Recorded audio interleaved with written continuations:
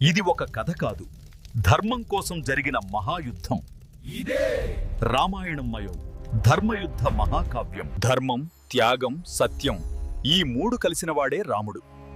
ఆ కథను లోకానికి చెప్పే బాధ్యత నాకు దక్కింది. ధర్మానికి నిలయమైన అయోధ్యలో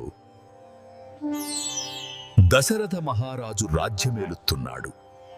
దేవతల వరంతో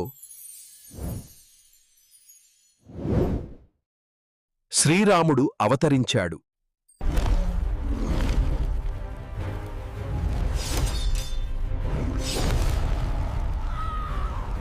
అధర్మం ఎదుట ధర్మం నిలబడి పోరాడింది.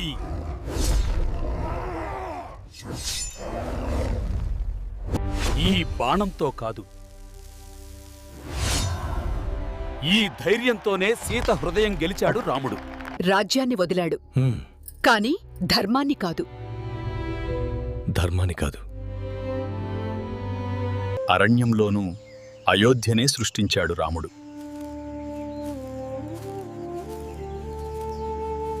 అహంకారం లంకాధిపతిని అంధుడ్ని చేసింది.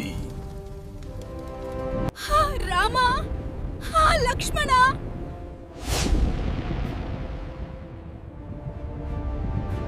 జై శ్రీరామ్.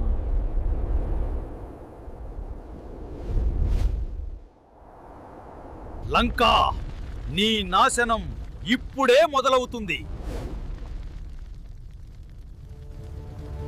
ఇది యుద్ధం కాదు, ధర్మ విజయం.